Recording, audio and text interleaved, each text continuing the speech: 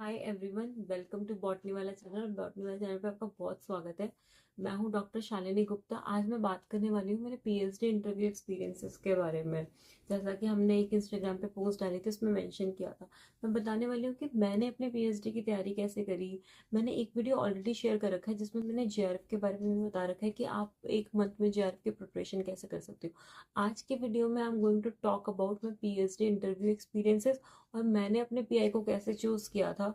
और and third point है कि मेरे एक्सपीरियंसेस क्या थे ड्यूरिंग पीएचडी। ओके, तो मैंने कुछ पॉइंट्स यहाँ पे लिखे हुए हैं, तो मैं बीच बीच में अगर डाउन देखूँ that means I am looking into my notebook. Okay, तो मैंने स्टार्ट की थी अपनी पीएचडी की journey during BSc.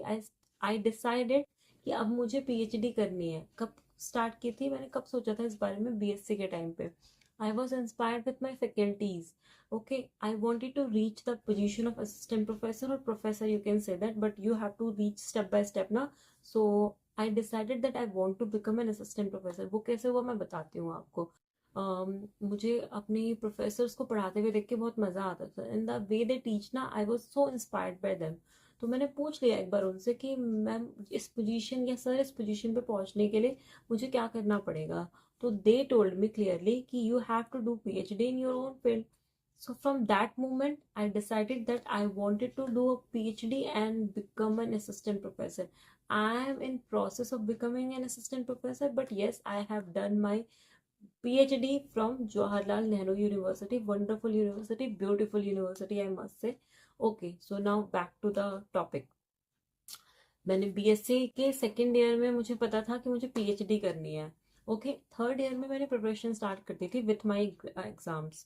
So Monday to Friday I had full classes, मतलब 9 AM to I guess 5 5 PM। So मुझे घर पहुंचने में 6 6.5 डेढ़ घंटे लग जाते थे, तो मैं 6 साढ़े 6 तक घर पहुंच जाती थी।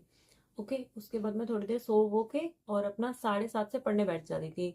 मेरी फाइल्स बनाना हो बीएससी के टाइम पे, जो भी करना होता था। And Saturday Sunday I had decided कि मैं half day and Sunday full day I will prepare for my entrance exam like IIT JAM biological sciences. It was very popular. हाँ, तो मैंने वो प्रिपेयर करना शुरू किया, साथ में कुछ बुक्स मंगा ली, उनसे पढ़ना शुरू कर दिया साथ के साथ में। And then I got into many reputed university. Yes, you have heard it right. मुझे बीएचयू में थर्ड रैंक आया था एंट्रेंस एग्जाम में। मेरा पौंडीचेरी यूनिवर्सिटी में भी बहुत अच्छी रैंक पे हुआ था। But I join SAU, that is South Asian University. It's an international university. So I joined this one. I joined this one for two reasons. One of them, it was an international university. They were providing me full scholarship. Third thing is it's in Delhi and I am a Delhiite. So I wanted to live close to my family. That was the whole reason. Okay. And inter research के बारे में भी मैंने वहाँ के बारे में सुना था कि वहाँ पे मास्टर्स की रिसर्च कैसे, and it was wonderful. I had wonderful experience there. So मैंने वो ज्वाइन किया 2 साल में। सेकेंड ईयर में we had research internship programme. Every master student has to do it. Okay, so I was doing excel in my internship in my research area. I was working on MCF7 breast cancer cell line with artemisinin drugs. So we have to treat them at different concentration, and that will tell us at which concentration it is killing the breast cancer cell line. And I was doing excel in that one. So I was more keen into my research. Now I was more strong headed that I wanted to do PhD. But same time I had this backup mind कि I have to do something to make myself financially more stable. तो मैंने साथ में B M S C खत्म होते ही मैंने BEd join कर ली. That was of 2 year programme at that time. Okay, तो मैंने वो किया complete. And with BEd also I had constant feeling that I want to go back to my research. तो मैंने फिर उसके बाद में क्या किया, जैसे ही मेरा ये बी एमएससी का पीरियड खत्म हुआ, उस एमएससी के पीरियड में I have to tell you one more thing. MSc में मेरे सेकेंड ईयर में मेरा नेट क्वालिफाई हो गया था फर्स्ट अटेम्प्ट में. तो I was more excited. And second thing is I got more motivated कि मुझे करना है. लेकिन I was clear with one point कि बिना जेआरएफ के I won't do my my PhD. That was clear in my head. तो उसके बाद मैंने अपना ये नेट क्लियर किया. अब मेरा बीएड में भी एडमिशन हो चुका है. At the same time I had given my JRF exam also and I came out with flying colours. मेरा जेआरएफ भी क्लियर हो गया and I got I think 42 rank that time. Okay मुझे 42nd रैंक मिला था and I scored well in my JRF and मेरा BEd भी अब खत्म हो गया, almost about to finish.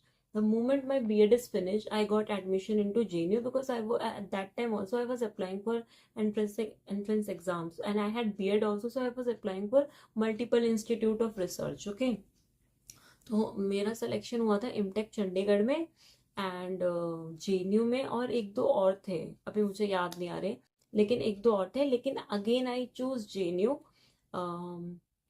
Why did I choose JNU? There was reason. First of all, it has a big name. JNU, Jawaharlal Nehru University is a big name. So I thought the research will also be good. Research is definitely good.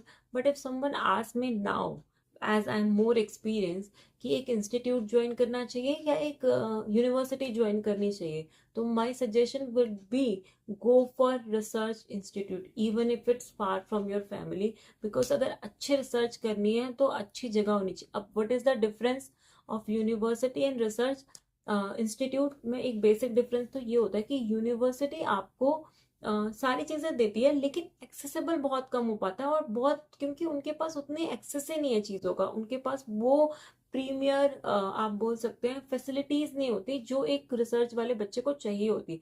लेकिन वही एक institute में easily available होती है, और अगर कोई चीज खराब हो जाए तो रिपेयर होने के चांसेस ज्यादा रहते हैं क्योंकि फंडिंग ज्यादा होती है रिसर्च में. इंस्टीट्यूट में फंडिंग ज्यादा होती है फॉर रिसर्च. तो एक इम्पॉर्टेंट पॉइंट यहाँ से आपको, ये मेरी रियलाइजेशन थी जो मुझे बाद में रियलाइज हुआ. आई डिडंट आस्क समवन और someone didn't tell me at that time. So my takeaway from this point is I didn't understand fully कि what is the difference between a university and a institute. So if someone say कि एक institute और आपको एक institute और university में कुछ join करना है, तो my suggestion would be totally to go for an institute. Okay, अब इससे मैं अपने नेक्स्ट एकेडमिक अचीवमेंट्स तो मैंने डिस्कस कर लिया. मैं नेक्स्ट पॉइंट पे आ रही हूँ. हाँ, कि मेरा पीएचडी में JNU में क्या था एक्सपीरियंसेस. मैंने JNU ज्वाइन कर लिया, लेकिन उस टाइम पे उससे पहले मेरे कुछ इंटरव्यू एक्सपीरियंसेस रहे होंगे ना, वो क्या थे, चलो वो बात करते हैं. तो मेरा पहला, अगर मैं आपको बोलूँ कि यहाँ पे इंटरव्यू एक्सपीरियंसेस के लिए मैंने क्या क्या प्रिपेयर किया था, मेरा इंटरव्यू क्या था, तो मैंने एक चीज ध्यान रखी थी हमेशा से कि मुझे किसी एक टॉपिक पे बहुत अच्छे से फोकस करके जाना है. फॉर एग्जांपल, अगर मैं NII में जा रही हूँ इंटरव्यू देने के लिए और एक पर्टिकुलर किसी PI के अंदर मेरा रिसर्च इंटरेस्ट है, तो पहली बात तो मैं NII क्या है, नेशनल इंस्टीट्यूट ऑफ इम्यूनोलॉजी, तो इम्यूनोलॉजी वर्ड पे फोकस करो. You have to read the unit well, मतलब आपके बेसिक्स क्लियर होने चाहिए. कोई भी PI या कोई भी, अगर मैं बोलूँ मेंटोर या हेड जो है आपका, वो हमेशा ये नोटिस करेगा कि इस बच्चे के बेसिक्स कितने क्लियर है, क्या ये बस रट के आया है या सच में इसे समझ में आती है बेसिक्स. ठीक है. फॉर एग्जाम्पल, अगर मैं मॉलिक्यूलर बायोलॉजी की बात करूँ तो फॉर एग्जाम्पल मैं DNA रेप्लिकेशन ले लेती हूँ. तो DNA रेप्लिकेशन में मुझे पता है जो DNA की सिंथेसिस होती है वो 5' से 3' होगी. अगर आप रट के जाओगे तो बता ही नहीं पाओगे, वो बोल देंगे बोर्ड पे डायग्राम बनाओ. मुझे तो बोला गया था कि व्हाइट बोर्ड पे डायग्राम बना के दिखाओ कि प्राइमर सिंथेसिस से कैसे DNA सिंथेसिस होती है. मैंने बता दिया, तो I was selected there because they were impressed. ठीक है. Next point they ask me about कि DNA पॉलीमरेज जो रेप्लिकेशन के लिए यूज होता है वो DNA डिपेंडेंट है या DNA independent. Look at the question, they ask very basic question. It shows कि they want to know your basics, है ना. ठीक है. एंड नेक्स्ट क्वेश्चन था रिस्ट्रिक्शन एंजाइम कितने टाइप्स के होते हैं, टाइप 2 कौन सा किसने डिस्कवर किया. You know all this things, ये 12th के टॉपिक है कहने के लिए. तो my key takeaway is focus on concept clarity, make your basic strong, that will give you strong selection of chances. ये मेरा इंटरव्यू एक्सपीरियंसेस था. तो मेरा बेसिक चीज यहाँ पे ये रहेगी कि आपको एक बात ध्यान रखनी है कि आपको अपने बेसिक्स पे फोकस करना है. क्लियर है. आगे बढ़ते हैं. नेक्स्ट है, अब आपका सिलेक्शन हो गया है, अब इसके बाद क्या होगा, आपको PI कैसा चूज करना है ये भी मैटर करता है ना. तो आप PI के लिए क्या करोगे, आप पहले तो किस में आपका रिसर्च इंटरेस्ट क्या है. फॉर एग्जांपल, मेरा इंटरेस्ट था मॉलिक्यूलर बायो, मुझे हमेशा से कैंसर पे काम करना था. तो मैंने जब JNU में एडमिशन लिया तो what my mistake was, I was under confident. तो मैंने बात ही नहीं की लोगों से जाके. ठीक है. I was lucky that I got a good PI, but हर कोई इतना लकी नहीं होगा ना. You have to go and talk to your PI. Your PI मतलब आप जाओ, आप जाके प्रोफेसर से, जो भी एसोसिएट असिस्टेंट है, उनसे बात करो। उनसे बात करने से पहले आप उनके पब्लिकेशंस देख के जाओ कि उनका काम क्या है, कब लास्ट पेपर आया। एंड लोगों से भी बात करो, किसी मैंने इस पर्सन से मैं बात करना चाहता हूँ, वहां पे जो बच्चे होते हैं उनसे बात करो, जो स्टूडेंट्स वहां पे काम करते हैं उनसे बात करो, उनसे पूछो कि see I want to work with this person, do you think this is the right person. क्योंकि लैब का एनवायरनमेंट मैटर करता है, आपका फैकल्टी, आपका मेंटोर कैसा है, ये डेफिनेटली मैटर करता है। बिकॉज 5 साल एक लैब में बिताने हैं तो it is important, it will give you insane amount of peace. अगर अच्छा पीआई है तो he can guides you in a better way, okay. Otherwise वो आपकी मतलब, मैं I don't want to use bad words, but समझो, एक अच्छा पीआई इज इम्पोर्टेंट, ठीक है। तो before deciding, check their publication, observe their mentoring style। PhD, अब यहाँ पे एक इम्पॉर्टेंट पॉइंट है जो मैंने अपने एक्सपीरियंसेस से सीखी है। PhD is learning journey, don't under estimate your self, okay. PhD में बहुत सारे फेलियर्स देखने के लिए मिलेंगे। अगर मैं बोलूँ कि साल के आपके 364 दिन अगर होते हैं तो 363 days will be like hell है। वर्थलेस फील करोगे, फेलियर्स फील करोगे। साल में एक दिन होगा जब आपका रिजल्ट आएगा तो आप बहुत खुश फील करोगे। ये रियल रिसर्च होती है, ठीक है।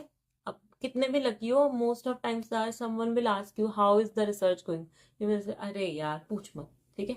इट विल बी दैट वे।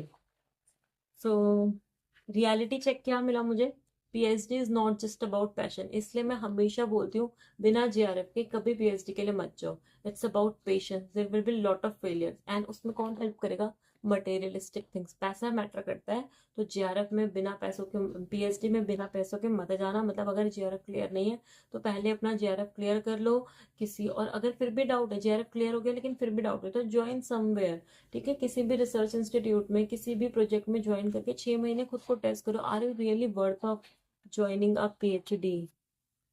अब पीएचडी इंटरव्यू, पीएचडी का इंटरव्यू का एक्सपीरियंस तो मैंने शेयर कर दिया। लास्ट में जाने से पहले कुछ टिप्स बताना चाहूंगी। एक बार पीएचडी ज्वाइन कर लोगे तो कुछ पॉइंट्स हैं जो मैंने लिखे हैं। डोंट लूज होप, ठीक है, पहला पॉइंट।